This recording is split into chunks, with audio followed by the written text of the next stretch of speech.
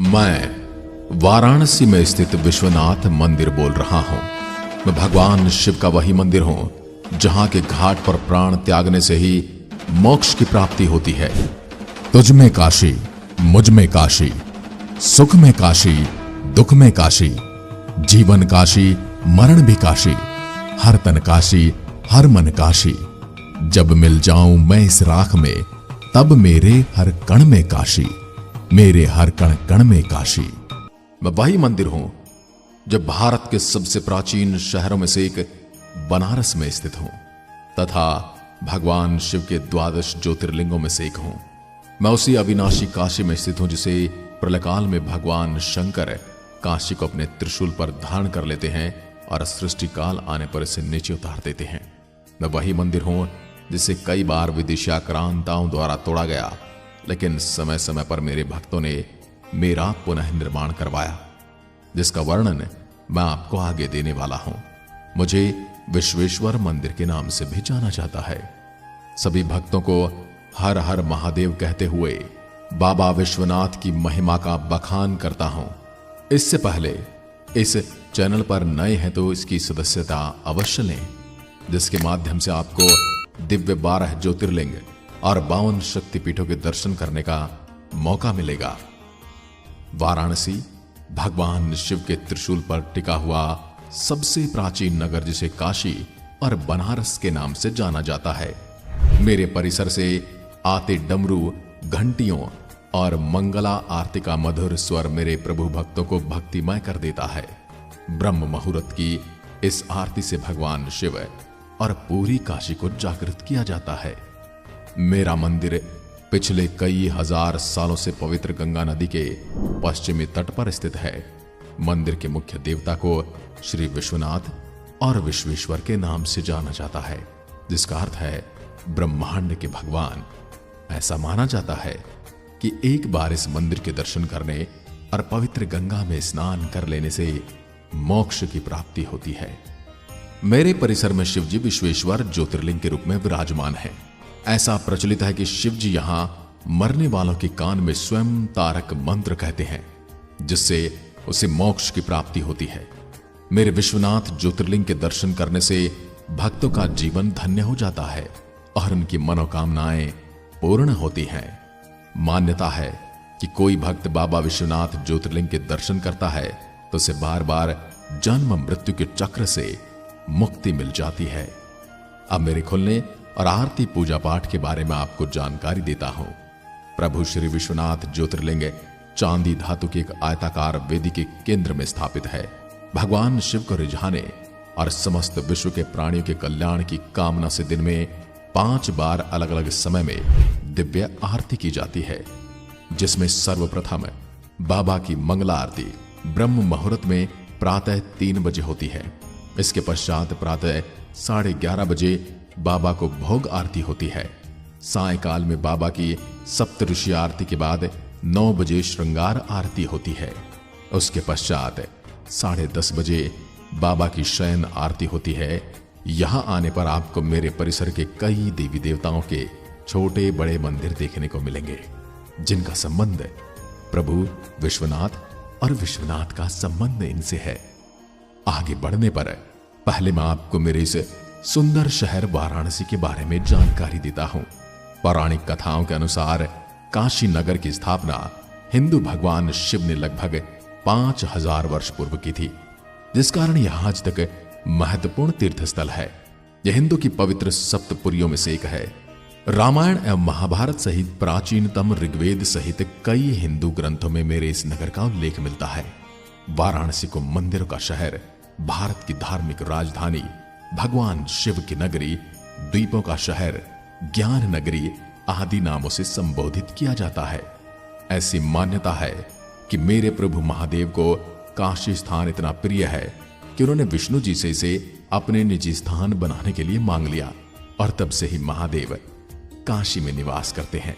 मेरी इस आध्यात्मिक नगरी में प्रसिद्ध घाट का बड़ा महत्व है, जिनमें मणिकर्णिका घाट, 80 घाट और दशाश्वमेध घाट है।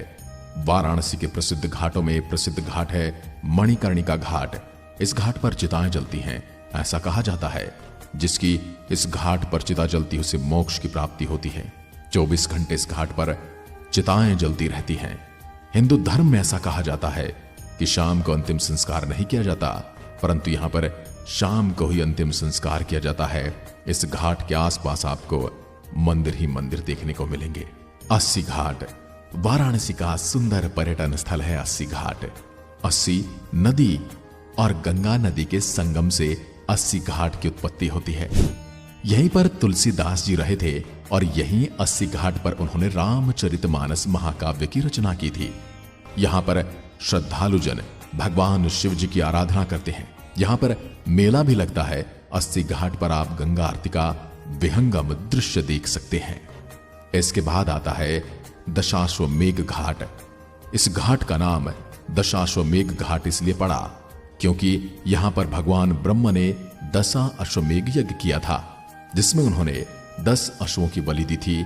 हर दिन शाम को घाट पर गंगा आरती होती है, जिससे यहां पर लोगों की बहुत ज्यादा भीड़ एकत्रित हो जाती है। गंगा आरती का बड़ा महत्व होता है। दशाश्वमेघ घाट पर गंगा आरती का नजारा अति दुर्लभ होता है। जब भी आप वाराणसी आए तो इन घाटों पर गंगा आरती में जरूर सम्मिलित हों। यहां के घाटों पर शाम को होने वाली गंगा आरती हमेशा अंतर मन को एक नई ऊर्जा प्रदान करती है। वह माहौल किसी उत्सव से कम नहीं होता।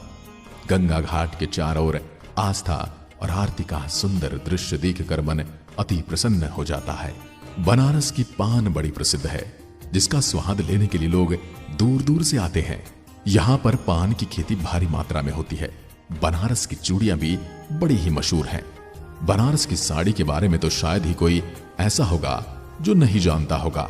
बनारस की बनारसी साड़ी विश्व प्रसिद्ध है, जिसकी मांग हमेशा से होती रहती है।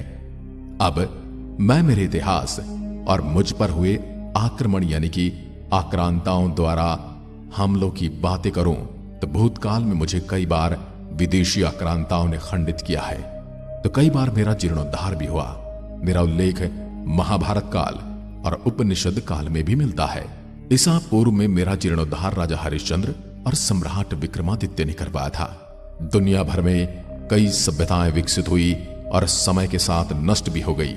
बड़े बड़े नगर इतिहास के गर्त में समा गए, परंतु मेरे इस आध्यात्मिक नगरी वाराणसी में इतिहास के क्रूरतावादी प्रहारों के बावजूद जीवन धड़कता रहता है, और इसका गवाह आपके सामने मैं स्वयं खड़ा हूं। ऐतिहासिक दस्तावेजों के अनुसार मुगल शासक मोहम्मद गोरी ने 1194 ईस्वी में मेरी धन संपदा लूटकर हमला कर मेरे परिसर को ध्वस्त कर दिया। इसके बाद एक बार फिर फिरोज शाह तुगलक ने 1300 ईस्वी में मुझ पर हमला कर मुझे खंडित किया।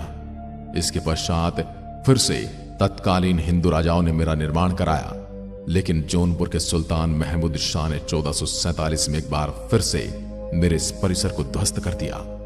मंदिर को तीसरी बार तोड़े जाने के बाद भी राजा टोडरमल, जो कि अकबर के नवरत्नों में शामिल थे, उनकी सहायता से पंडित नारायण भट्ट ने 1585 ईस्वी में इस मंदिर का पुनः निर्माण करवाया।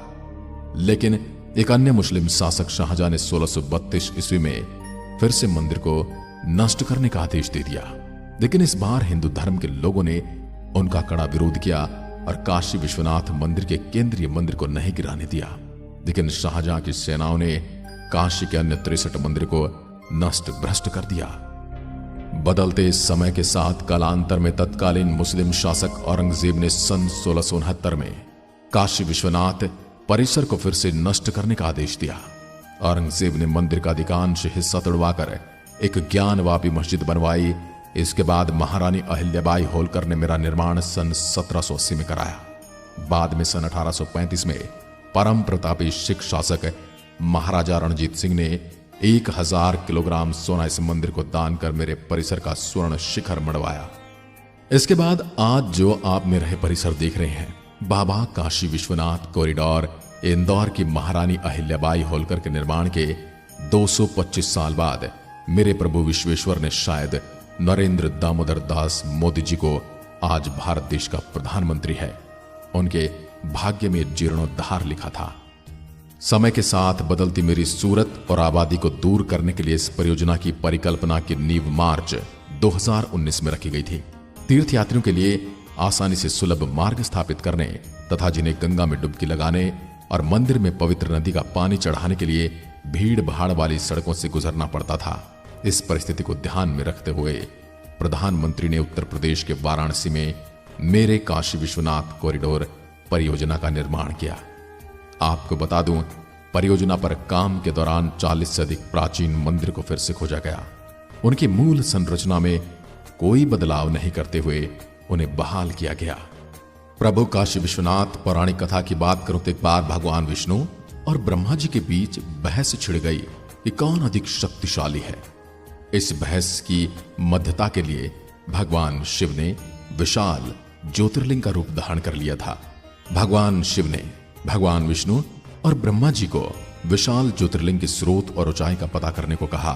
ब्रह्मा जी अपने हंस पर बैठकर आकाश की तरफ ऊंचाई का पता लगाने लगे और विष्णु जी शुक्र का रूप धारण कर पृथ्वी के अंदर खुदाई करने लगे ताकि इसकी गहराई का पता चल सके। दोनों कई युगों तक की उसकी गहराई और ऊंचाई का पता नहीं लगा सके।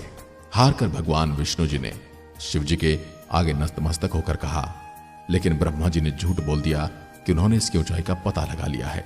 इस झूठ पर क्रोधित शिव ने उन्हें श्राप देते हुए कहा कि आपकी पूजा नहीं होगी, इसलिए आज भी आपको ब्रह्मा जी के मंदिर बहुत कम देखने को मिलेंगे। मैं भगवान शिव और माता पार्वती का आदि स्थान भी हूं। जब देवी पार्वती अपने पिता के घर रह रही थी, जहां उन्हें बिल्कुल अच्छा नहीं लग रहा था, देवी पार्वती ने एक दिन भगवान शिव से उन्हें अपने घर आने के लिए कहा। भगवान शिव ने देवी पार्वती की बात मानकर उन्हें काशी लेकर आ गए और यहां विश्वनाथ ज्योतिर्लिंग के रूप में खुद को स्थापित कर दिया। आपको बता दो कि मुझे देखने और मेरे प्रभु विश्वनाथ के दर्शन के लिए आदि शंकराचार्य, संत एकनाथ, रामकृष्ण परमहंस, स्वामी विवेकानंद, महर्षि दयानंद और गोस्वामी तुलसीदास भी आए। काशी विश्वनाथ के अलावा आप काशी के इन मंदिर का दर्शन भी अवश्य करें, अन्यथा आपकी यात्रा अधूरी रह जाएगी। जिनमें मां अन्नपूर्णा मंदिर, संकटा मंदिर, काल भैरव मंदिर, मृत्युंजय महादेव मंदिर, तुलसी मानस मंदिर, संकट मोचन मंदिर, दुर्गा मंदिर, भारत माता मंदिर आदि प्रमुख हैं। वाराणसी में रुकने के लिए कई जगह जैसे धर्मशालाएं, सस्ती होटल, वाराणसी के किसी भी पर्यटन स्थलों के पास ही आपको रुकने की उत्तम जगह मिल जाएगी। यदि आप भी मेरे प्रभु काशी विश्वनाथ के दर्शन करने आ रहे हैं तो आपको बता दूं, वाराणसी एक प्रसिद्ध शहर है। इस कारण देश के अन्य हिस्सों से मुझ तक पहुंचने का रास्ता अच्छी तरह से जुड़ा हुआ है। वाराणसी शहर स्टेशन मंदिर से केवल 2 किलोमीटर की दूरी पर है, जबकि वाराणसी जंक्शन लगभग 6 किलोमीटर दूर है। लाल बहादुर शास्त्री हवाई अड्डा वाराणसी का मुख्य हवाई अड्डा है, जो विश्वनाथ मंदिर से 25 किलोमीटर दूर बाबतपुर में स्थित है। इसके अलावा देश के कई शहरों से निजी बसें भी चलती हैं, जो आपको सीधा मेरे काशी शहर में छोड़ेंगी। आपको बता दूं, मंदिर के अंदर किसी भी प्रकार के सेलफोन, कैमरा, धातु की बक्कल के साथ बेल्ट, सिगरेट, लाइटर आदि ले जाने की अनुमति नहीं है। मंदिर के दर्शन में काफी भीड़ रहती है। तो मेरे प्रिय भक्तों, आपको मेरी ये जानकारी कैसी लगी? कमेंट सेक्शन में अपनी राय अवश्य दें और वीडियो पसंद आई हो तो उसे आगे भेजकर धर्म के भागीदार अवश्य बने। जय हिंद, जय भारत, हर हर महादेव।